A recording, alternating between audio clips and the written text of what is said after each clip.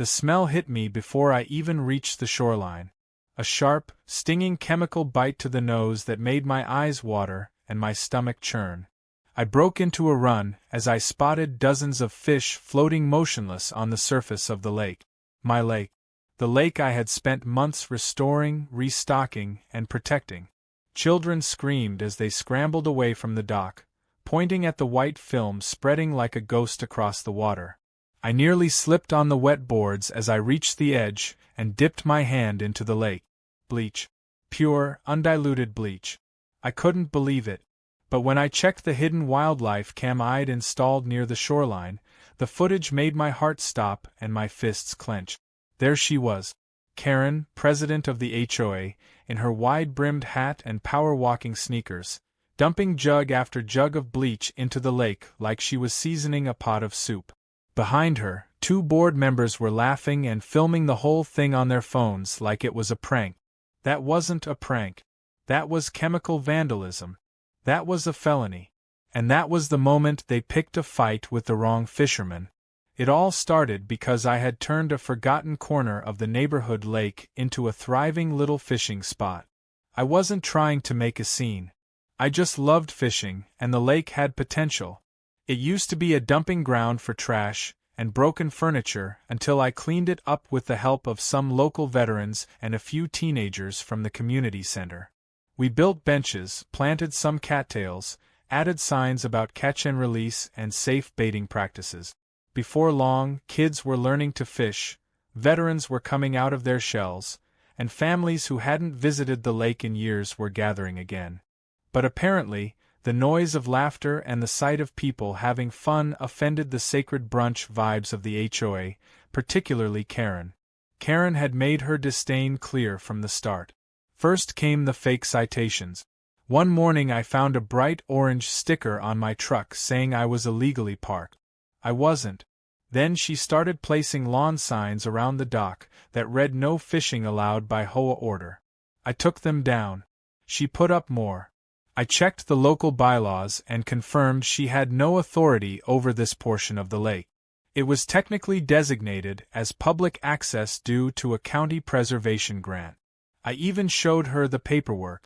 That only made her angrier. She escalated. Once she tried to get a towing company to haul off the bench I built. Another time, she claimed my bait bucket attracted vermin and demanded the health department investigate me. The health department inspector ended up helping me untangle a fishing line from a nearby bush and complimented the water quality. Still, I tried to play nice. I invited her to join a Saturday cleanup. She declined. I invited the HOA board to the Children's Fishing Derby we organized with the local VFW. Not a single one showed. But when a photo of the event hit the local news, smiling kids, proud veterans, clear water behind them, Karen's face turned a shade of red I didn't think was humanly possible. That was the moment I knew it wasn't about fishing. It was about control. So when I arrived that morning and found Bleach bleaching the soul out of the lake, it didn't feel random. It felt calculated. I couldn't confront her then. I was too angry. So I did the one thing I knew she hated most. I documented everything. I sent samples of the lake water to a lab I'd worked with in the past. I pulled the wildlife cam footage, backed it up 3 times, and sent copies to my lawyer, the local conservation office, and the Department of Natural Resources. Then I did something that might have looked crazy to the neighbors. I showed up at the next HOA meeting. Karen sat at the center of the folding table lineup like she was presiding over a courtroom. She barely looked up when I walked in. A few neighbors nodded at me, some curious, others sympathetic. I waited patiently for my turn to speak during public comment. When it came, I plugged a USB into their projector and hit play. The room fell quiet as Karen appeared on the screen, pouring bleach like she was baptizing the devil himself. There was no denying it. The jugs, the sound of her voice, the other board members joking in the background. When the video ended, I turned to the board. This is criminal pollution of a public body of water. I've submitted this to the appropriate environmental authorities. I just wanted you to know what's coming. Karen scoffed. Her voice cut through the silence. That footage is illegal surveillance. You can't film me without consent. I reminded her it was a wildlife monitoring cam on public land. She turned to the others, trying to rally them. He's the one disrupting the peace. He turned the lake into a carnival. This community deserves serenity. Serenity isn't pouring poison into a lake where kids play, I snapped back. That moment snapped something else too. Karen's composure. She slammed the gavel they used for votes and declared the meeting adjourned, even though half the board wanted to talk. As people began murmuring and shifting in their seats, she turned to me and hissed, "You'll regret messing with me." I shrugged. Maybe. But you're going to regret underestimating me. The next day, I found a notice posted on my door. A fine. $300 for what the notice called unlawful bait storage and excessive use of community space. I laughed. They were doubling down. And they had no idea who I used to work for. Because before I settled into this sleepy lakeside town, before I bought this fixer-upper house and turned the lake into my passion project, I worked for the state's Department of Water and Wildlife. I wasn't just some guy with a rod and a bucket. I was the guy who used to approve conservation permits, conduct field investigations, and coordinate lake restoration grants. I still had contact. I still knew the legal structure of water jurisdiction in the state. And most importantly, I knew this lake. Karen thought she could silence me with a fine and a glare. But I was done playing defense. Now I was going to fight back, with facts, with footage, with federal backing if I had to. Because this wasn't just about me anymore. It was about the kids who fished here, the veterans who found peace here, and the wildlife that couldn't speak for itself. And as far as I was concerned, that bleach wasn't the end of something. It was the beginning of war. A war they started. A war I planned to finish. The morning after the HOA meeting, I sat at my kitchen table sipping coffee, staring at a wall of printouts and documents like I was back in my state office a decade ago. It was strange how easily I slid back into the rhythm. Old instincts kicked in. I opened the local GIS mapping site, pulled up the lake parcel overlays, and cross-referenced ownership data with easements and permit. Most of the lake was public. That was clear. But the part the HOA claimed dominion over was a gray zone, a recreational access point they maintained, but only under the terms of a shared use agreement with the county signed 15 years ago. That agreement had very specific rules. Rules like no exclusion of the public, no obstruction of access, and absolutely no contamination of the water body. Bleach, in case anyone forgot, was very much contamination. I printed the entire agreement, highlighted every clause they'd violated, and made 2 copies. Then I made a call to the one person who would know exactly what to do with it. Her name was Danny Rains. We used to work together in the Department of Water and Wildlife, and if there was anyone who hated environmental lawbreakers more than I did, it was her. When she answered, she didn't even say hello. She just said, "What did they do this time?" I gave her the summary, sent her the footage and the lab results, and waited while she went silent for nearly a full minute. When she spoke again, her voice was low and serious. They poured bleach into a lake connected to a protected aquifer, Mason. That's not just a local problem. That's a state and possibly federal issue. I told her I had the land usage agreement and the water samples. She told me to sit tight and she'd call in the right team. I hung up feeling something I hadn't felt since this whole mess began, hope. While I waited for Danny to make her moves, I decided to give the HOA enough rope to hang themselves. I went down to the lake every day, pretending like nothing had changed. I waved at neighbors, fished a little, picked up trash along the shoreline. Karen and her cronies watched me like hawks. They must have been furious that I wasn't storming into their meetings or vandalizing their signs. But I didn't need to retaliate. Not yet. Something bigger was coming. A week later, I got the call. Danny said a joint team from Fish and Wildlife, the EPA, and the local Department of Natural Resources were going to perform a surprise inspection of the lake. It just so happened to line up perfectly with the HOA's big annual fundraiser, A lakeside gala with boats, music, catered food, and dozens of guests, all dressed in white linen and pastels. The irony wasn't lost on me. Karen was practically shaking with pride that morning as she directed vendors and volunteers around the shoreline, oblivious to the fact that her entire party was about to become ground zero for an environmental reckoning. I showed up to the event wearing my fishing vest, acting like a confused old guy who didn't realize there was a private event. Karen spotted me immediately and made a beeline, her arms flapping like an angry swan. "This is a closed event," she snapped. I reminded her the lake was public property and I was standing on it. She muttered something about trespassing and stormed off. 10 minutes later, 4 official-looking SUVs rolled up along the gravel path. Men and women in regulation windbreakers stepped out and began surveying the area with clipboards and testing kit. Danny got out last, sunglasses on, badge visible, and marched right up to the nearest water access point. The mood shifted instantly. Guests stopped sipping champagne and started whispering. A local reporter who had been invited to cover the event for the HOA newsletter saw the badges and immediately pulled out her phone. Karen tried to play it cool, strutting over like she had everything under control. "This is just a routine inspection," she lied through her teeth. Danny didn't even look at her. She turned to the nearest officer and said, "Let's start where the chemical dispersal was reported."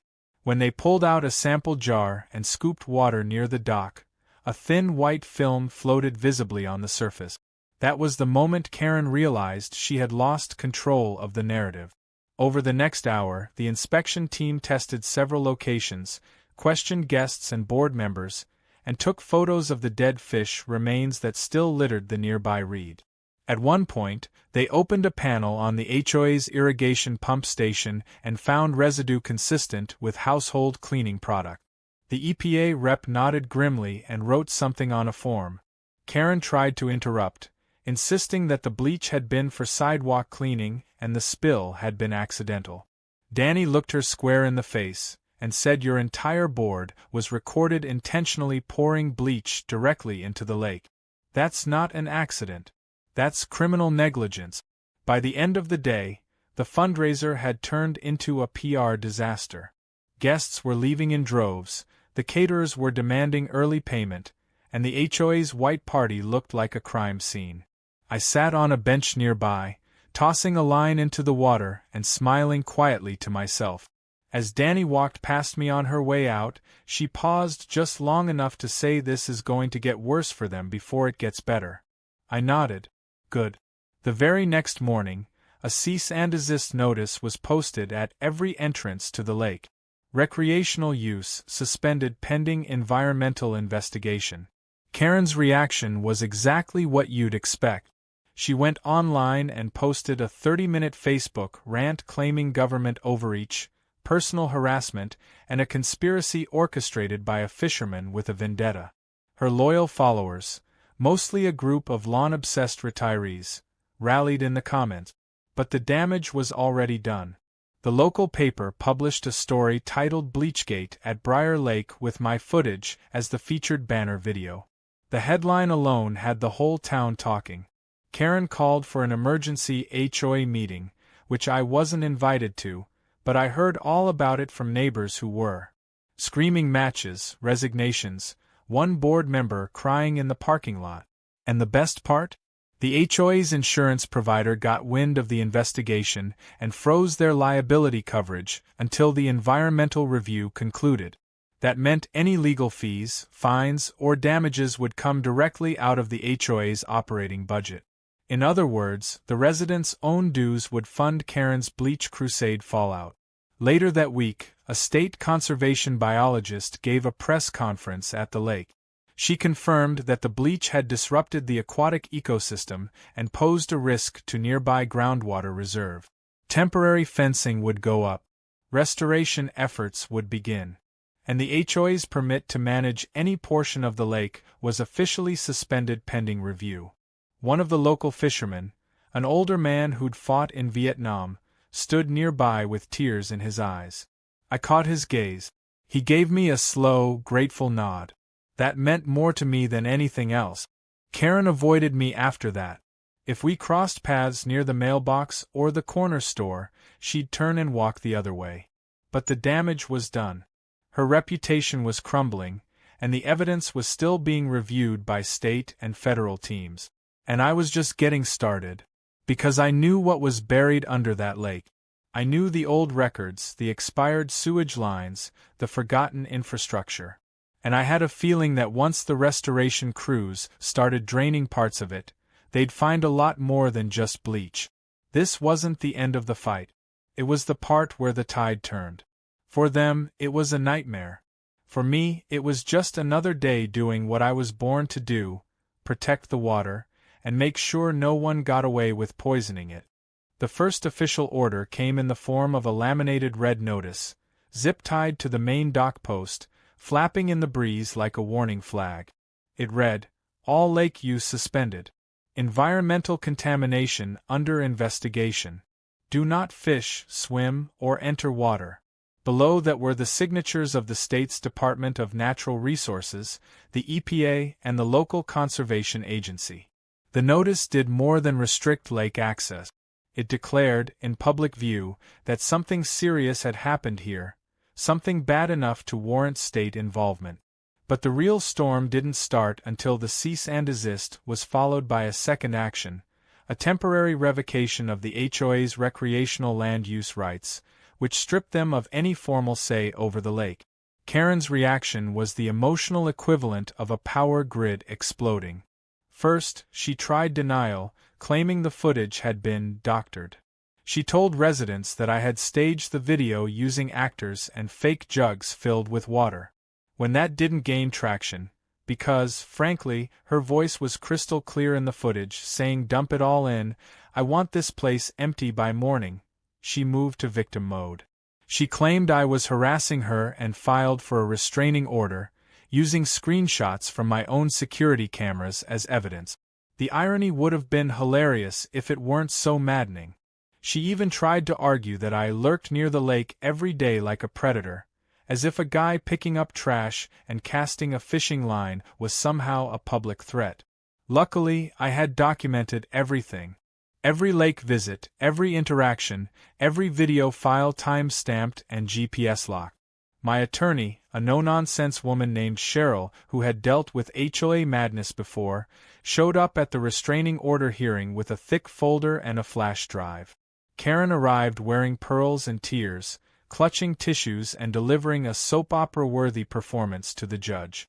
But when Cheryl played the full footage of the bleach dumping and then showed my post-event behavior, me quietly fishing, greeting neighbors, avoiding Karen entirely, the courtroom atmosphere changed fast. The judge didn't just deny her restraining order. He scolded her for filing a frivolous claim and fined her for wasting court time. Karen left the courthouse red-faced and furious, but I could tell she wasn't done. That same afternoon, I found my truck towed. Again. This time the citation taped to the mailbox claimed it had been abandoned, near the lake, despite the fact that I had parked it legally and visited it within the hour. Once again, my dashcam saved me. It captured the tow truck driver showing up, hesitating, then taking a phone call and proceeding to tow my vehicle. When I presented the footage and my time-stamped texts to the HOA hotline asking why my truck had vanished, the police flagged the incident as suspicious. The tow company reversed course immediately, claiming it was a mistake. But by then, the damage was done. I filed a civil complaint, and the HOA's legal exposure deepened. All of that was just the prelude to what became the defining public moment of the entire saga, the Department of Natural Resources Public Forum. It was a Wednesday night, packed with residents, reporters, environmentalists, and an increasingly nervous-looking HOA board. Karen sat on stage alongside the remaining board members, her face tight and controlled. She wore a bright blue blazer, probably trying to look authoritative. It didn't help. The DNR officer, Danny, took the mic and delivered a scathing, meticulous breakdown of the lake's status. Elevated chlorine levels, aquatic life loss in the hundreds, damage to wetland runoff zones, and finally, the announcement that stunned the room into a heavy silence. Due to ecological damage and continued non-compliance, the lake would be closed indefinitely and entered into a state-led environmental restoration program. You could feel the tension in the air. Whispers spread like wildfire. Someone gasped. Karen tried to speak but was cut off by Danny, who added, without hesitation, the contamination was deliberate and documented. We have footage. We have lab result. We have multiple witness statements. The board will be held accountable pending the final report. I didn't need to say anything. The crowd did it for me. A man in the third row stood up, holding a photo of a boy in a fishing vest. He held it out for the whole room to see and said, "This is my son, who learned to fish here. That lake gave us memories. And now he's gone, and you people destroyed what we had left." He turned and handed the photo to Danny. The room clapped. Karen lowered her head and stayed quiet for the rest of the meeting. Over the next few days, public sentiment shifted from confused curiosity to collective outrage. The story hit local TV, then a regional environmental blog, and finally made it onto a viral subreddit titled EntitledPeople, where the headline read "HOA poured bleach into our lake. Got caught on camera." It exploded. Thousands of upvotes, hundreds of comments, memes, satirical drawings of Karen holding bleach bottles like cocktail glasses. Even a music parody someone made titled "Bleach Lake Blues." But beneath the viral noise was a very real and growing legal firestorm. State attorneys began requesting HOA documents, emails, meeting minutes, financial records. Rumors swirled that the board had diverted funds from a storm drain repair project and had been covering up pollution issues for years. One anonymous whistleblower, later revealed to be the HOA treasurer, resigned and gave a statement admitting that Karen had pressured board members to ignore complaints or risk being voted out. By the time the week was over, 2 board members had lawyered up and refused to speak to the press. A third packed up and moved to another state. I kept my head down. I helped some of the environmental teams with access to water testing zones. I volunteered to monitor bird nesting activity near the now-fenced shoreline. I didn't ask for attention, but attention found me anyway. One of the kids who used to fish at the lake made me a small wooden sign. It read "The Fisher Who Fought Back." His mom dropped it off at my door with a note that said "Thank you for standing up to them." I hung it on the shed next to my bait fridge. Every time I saw it, I remembered what this was all really about. Karen, meanwhile, was falling apart. Her emails leaked. One of them showed her telling a board member to make the lake so uninviting that the rats stop showing up. Another referred to the fishing families as pond trash. Those emails turned public opinion fully against her. No more sympathizers. Even her own clique, those over-decorated lawn perfectionists and gossip circle walkers, started distancing themselves. One even sent me cookies with a card that read I didn't vote for her. For what it's worth, I always liked the benches. By the end of the month, the HOA was facing 3 lawsuits, an insurance claim freeze, and a looming special election to possibly dissolve the current leadership. Karen stopped showing up at meetings. She posted a few desperate online messages calling the entire ordeal a smear campaign, but no one believed her anymore. The state was preparing to file formal charges, and word had it the restoration process would require parts of the lake to be drained. That's when I knew the next phase was about to begin. Because I had seen the old surveys.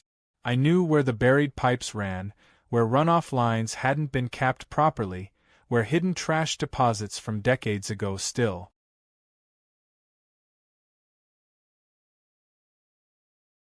The heavy machinery arrived one cool Tuesday morning, not with fanfare or warning, but with the slow, deliberate hum of restoration.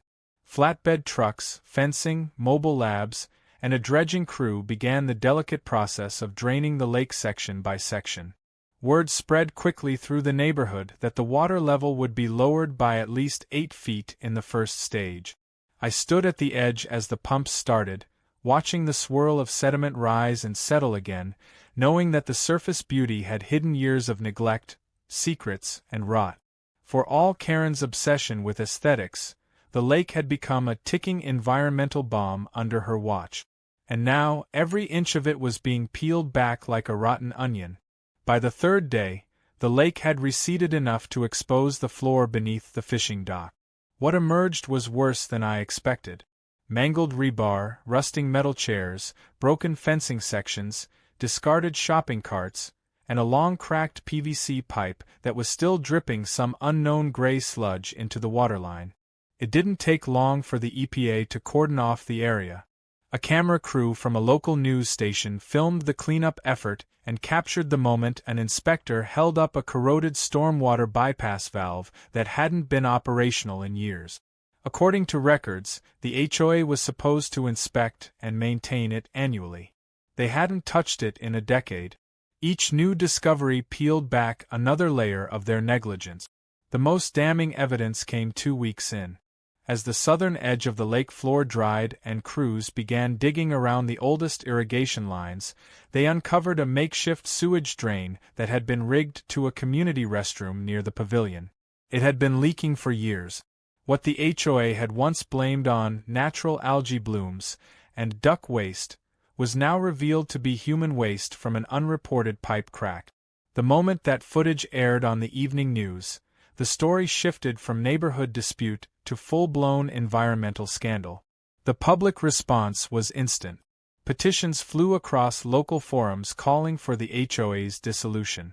Environmental groups that had never heard of our small lake were now writing blog posts, sharing photos, and linking our situation to larger issues of unchecked private governance. The HOA tried to release a statement blaming past management, but nobody bought it. Karen's name was too closely tied to every public communication, every board vote, and every directive that had led to this catastrophe. Even residents who had once defended her began demanding accountability. I received a call from Danny asking if I would be willing to act as a liaison between the state restoration team and the local resident. It wasn't a formal job, more like a favor built on trust and shared history, but I said yes without hesitation. Within days, I was walking the site in a hard hat and safety vest, pointing out which areas used to flood after rains, which shorelines had the most erosion, where runoff pooled during spring melts. I helped design plans for native plant reintroductions, assisted in placing sediment barriers, and organized a team of volunteers to collect debris from the newly exposed shore. For the first time since this entire nightmare started, people came together with purpose. While the community moved forward, Karen unraveled in reverse. Her once perfect yard grew wild around the edges. Her pristine white SUV disappeared from the driveway. Someone said they saw her at a nearby grocery store looking uncharacteristically disheveled, muttering angrily into her phone. She no longer showed up to HOA meetings. She didn't answer reporters' questions. And then, like a bad magician trying to vanish behind a curtain of excuses, she disappeared altogether for a week. But the state hadn't forgotten her. Karen was summoned to a formal deposition regarding the environmental violations and misuse of public waterways. She tried to delay it, claiming health issues, but the court required her to appear. A neighbor who worked in the courthouse told me she arrived wearing sunglasses indoors and refused to speak beyond basic denials. But the documents, videos, and witness testimonies were already stacked against her.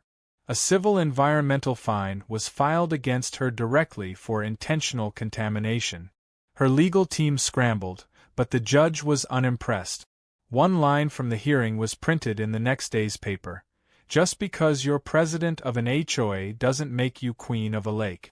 As more residents realized the full cost of what had happened, legal fees, lost property value, and suspended recreational use, they turned on the HOA leadership. A recall vote was initiated within days. Flyers circulated, community forums buzzed, and yard signs popped up that read, "Restore the lake, replace the board." The vote wasn't close.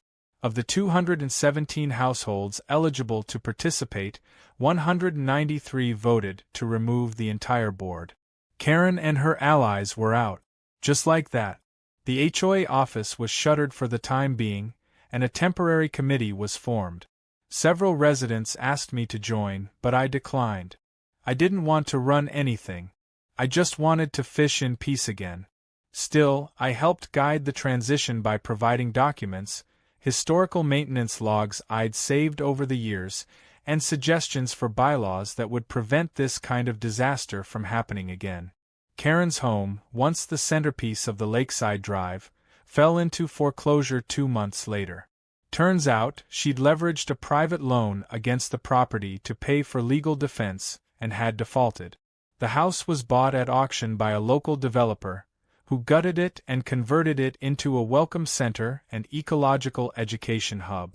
He called me during renovations to ask what he should name it. I suggested Karen's Folly. He laughed for a full minute and then had a bronze plaque made for the front gate with those exact words. The most unexpected part of it all came the day the state sent final approval for the lake's new protected status. It would no longer be under any HOA oversight. It would be state-maintained, part of a regional ecological trail system, and funded through grants and donations. The lake would be open to all, permanently. The people had spoken, and the government had listened. When they asked who would officially cut the ribbon during the reopening ceremony, Danny nominated me. I didn't prepare a speech. I didn't want a microphone or a podium. I just walked to the dock, held the scissors, and let the moment wash over me. The water was clean again, clear down to the rock. Dragonflies zipped through the reeds, and a few new fish had already been reintroduced. Kids lined the banks with little poles and tackle boxes. The crowd clapped as I cut the ribbon, but my eyes were on the lake. The place that had been nearly destroyed by arrogance and ignorance was now reborn through resilience and community. That afternoon, I sat alone at the edge of the water, tossing a line into the lake, just like I had on that first day. The difference was everything around me. A restored shoreline. A new sign that read "Welcome to Briar Lake Ecological Preserve." And behind me, the sound of people laughing, walking trails, and reclaiming what had always belonged to them. As the sun dipped low, casting a golden shimmer across the calm water, I smiled. Not because I'd won, but because the lake had. Because nature had. And because no matter how deep the bleach had soaked, it wasn't stronger than the will to make things right. By the time spring returned, Briar Lake had undergone a transformation so complete it was hard to believe it was ever the site of chaos, bleach, lawsuits, and scandal. Where once chemical clouds swirled beneath dead fish, now cattails swayed in gentle breezes. The shore was lined with newly planted wildflowers. Families wandered along marked trails that had been designed with accessibility in mind. Veterans from the local VFW had donated handmade benches, each carved with a personal dedication. One read, "For the ones we lost and the peace we found." The irony wasn't lost on me. Peace had been the very thing Karen claimed to defend when she tried to destroy the community's access to this water. But what she had failed to understand was that peace isn't silence enforced by power, it's harmony born from shared care, inclusion, and restoration. One of the most heartwarming moments came on a warm Saturday afternoon, just after the last phase of fish repopulation had been completed. A young boy with autism, who had struggled to engage with traditional group activities, stood silently by the water with his father, holding a small pole. His hands trembled with excitement. I happened to be nearby, readying a lure, when I saw the tip of his rod bend suddenly. He reeled awkwardly, his father guiding him gently, and seconds later, he pulled out a modest-sized sunfish. The boy didn't say a word. He just looked at the fish, then up at the sky, then smiled so wide it broke my heart open. His father caught my eye, nodded, and mouthed "Thank you." I looked back at the water, tears pricking behind my eyes, and said nothing. Because moments like that didn't need commentary. They were the reward. In the weeks that followed, I found myself stepping further into the role I never planned to occupy. People started calling me the lake guy, and I didn't mind it. I gave school field trip tours, explaining the importance of native vegetation, water quality, and catch-and-release ethic. I helped organize weekend events, kayak days, bird-watching mornings, and junior angler sessions. More than once, I caught people taking selfies with the old dock, pointing to the spot where the scandal had started, as if it had become a piece of local legend. I didn't correct them. Let them tell it however they wanted. The truth was in the water, not the stories. Then came the opportunity one never saw coming. The parcel next to the lake.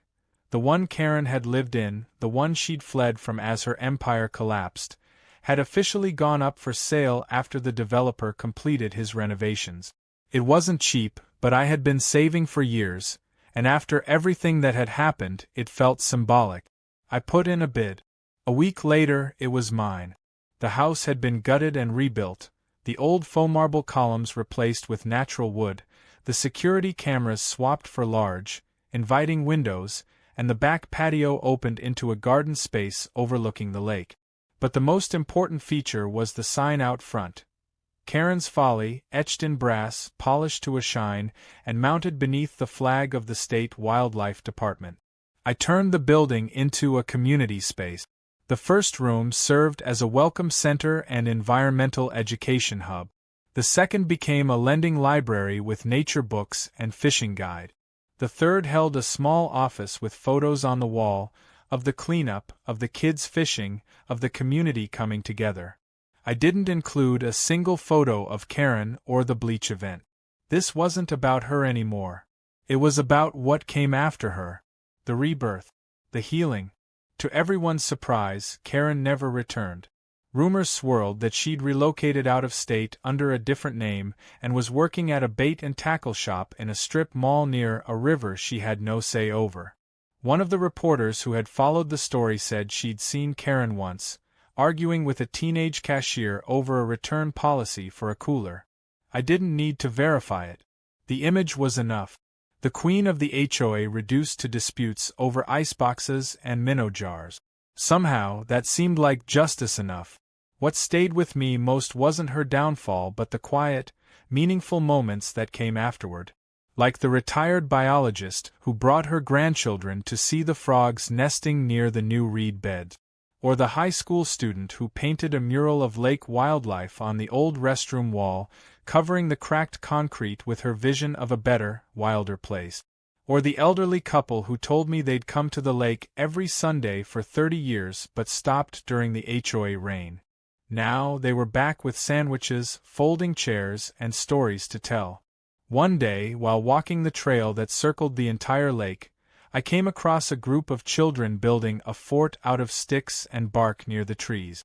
They waved at me and asked if it was okay. I told them it was better than okay. It was exactly what the land was meant for. When I got home that night, I found a note tucked into the front door of the center. It was written in crayon and said simply, "Thank you for giving us the lake back." It was signed by 5 first names, all ending in smiley faces. I pinned it to the bulletin board. That's when I knew that what we'd done here wasn't just about fixing damage. It was about creating something that would last longer than the people who started it. A legacy built not on fear or fines or bleach, but on belonging. Every laugh by the water, every fish caught and released, every footstep on the restored trails was a mark against the damage once done. I still fished, of course. Not as often, but enough.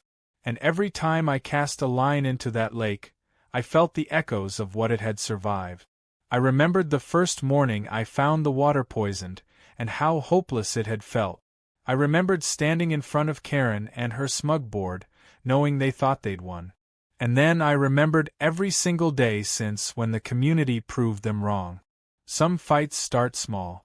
A dead fish, a jug of bleach, a camera on a pole.